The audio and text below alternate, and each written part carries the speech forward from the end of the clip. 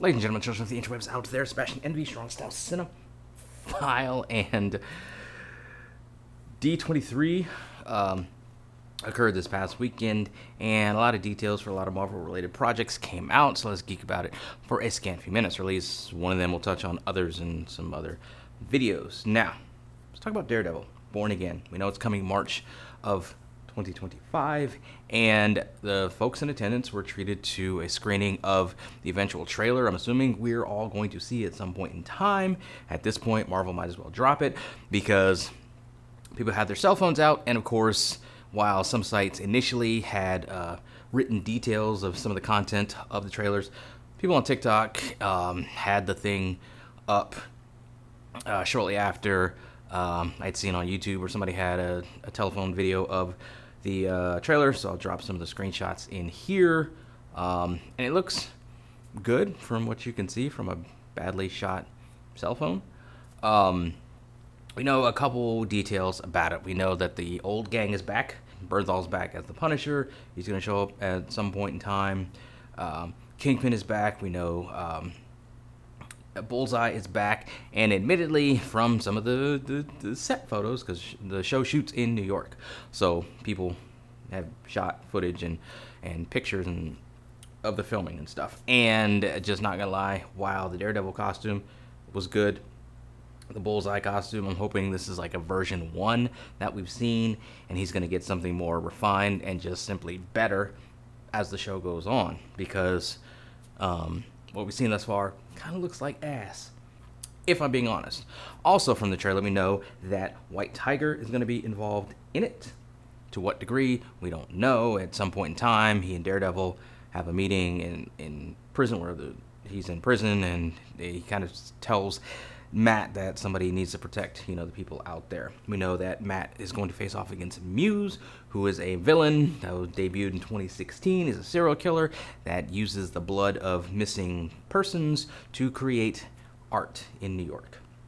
And he has some kind of sensory affecting stuff that kind of gives him an edge in battles with Daredevil. Admittedly, not a Daredevil guy. I'll read him when he pops up in other people's comics, but I'm not, outside of reading Born Again, that's I don't really dive into the Daredevil comics. It's probably something I'll start to do because of course, I've mentioned before, I have the Marvel digital app, and I'm trying to right now go through the original run of X-Men. Although I have taken some deviations here or there, but I am going to get around to Daredevil and actually reading it more in depthly. So I don't know that much about Muse, but hopefully it's something. He's cool, he's interesting, gives Matt a challenge in this show. We've also seen where Kingpin is going to run for mayor. That's going to set them on a collision course with each other. We see some of the interior of the diner scene with Matt and Fisk talking to each other as equals. Like, Matt knows that he's evil, he's Kingpin. Kingpin knows that he is Daredevil, and they're kind of lobbing soft, gentle threats at each other. So we know they're going to lock horns. How is Fisk going to use his campaign, his eventual win, if they go that route, to then flex that sort of muscle and power to cripple and destroy Daredevil? Remains to be seen how it all plays out. Saw a shot of multiple cowls of different colors. Now we know the red cowl and costume from the Netflix series. We know that in the She-Hulk series, he had sort of that yellowish looking one, and then we saw some others. One kind of looked like the armored look that he has from the comics. So is he going to go through multiple ones? Because he does get, it's Daredevil, he does get kind of, jacked up. So is he going to end up going through multiple suits because of damage to one suit or another, or that sort of thing?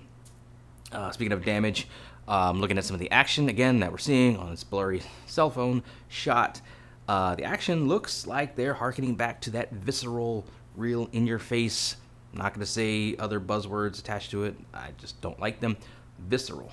You can feel it. There's some oomph behind the fight scenes, and a certain sort of look to them, and it seems like they're pulling that from the Netflix series. That gives me hope. It gives me such hope for this show that originally started as an 18-episode courtroom drama that didn't even see Daredevil suit up till like the 3rd or 4th episode or some bullshit like that. That they have that cooler, smarter heads prevailed. They saw where that was going, how much it was going to suck, and they pivoted and just retooled the whole thing. They brought in the old gang. They're giving us that visceral Netflix feel for the action scenes. They want to do it right. And that should give everybody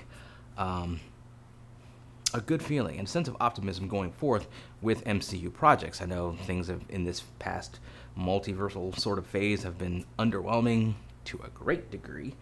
But here was something coming out of that sort of that time of planning and plotting, and they looked at it and said, no, this sucks. This is not good enough. We need to do something about it. And they've done something about it. So I'm hoping going forth that other projects coming down the pike, if they're just not good enough, that they're doing something about it. I'm hoping that they put in some time and effort into planning, say, the Fantastic Four First Steps, which we know is filming right now. We can touch on that, later. We know that they're rejiggering the Avengers plans. My only thing with that is the whole Robert Downey Jr. back as Doom. On the one hand, I'll try to keep an open mind. On the other, I think it's a totally disastrous, stupid move that I do not like in any way, shape, or form. For Doom, that's a rant for the Fantastic Four video. But from what we've seen from Daredevil, Born Again, the bootleg sort of looks that we got at it, from what we know, the old gang's coming back. We're going to see Muse. We're going to see Bullseye. We're going to see Punisher. Charlie Cox is spot on, 1000% best casting, up there with your Patrick Stewart, up there with your Ryan Reynolds, up there with your Robert Downey Jr. as Tony Stark, up there with Chris Evans as Captain America. I mean, just spot on casting. And he's going to kill it. Him getting another chance added. We know that him and the other actors on the show, they feel very strongly about these characters and love these characters and want to do them justice. And I think that work is going to pay off. I think the creative pivot's going to pay off, and I think we're going to enjoy the 9 episodes of Daredevil that we get. We do know that a second season has already been confirmed, so maybe another 9-episode season. We get 18 good episodes of Daredevil going forth. Remains to be seen how it all plays out. We also know that Miss Marvel's father is going to show up in a scene for some reason. I don't know, maybe just connectivity's sake. He just seems too jokey and goofy, really, to be in the world of Daredevil, but remains to be seen how it all plays out, right? I don't know. But those are some of my thoughts on it, scattered as they often are. What do you guys out there think? Let me know in the comments below. Follow me on social media. Talk to me there. Talk to me here. Until next time, of course, and always let us geek.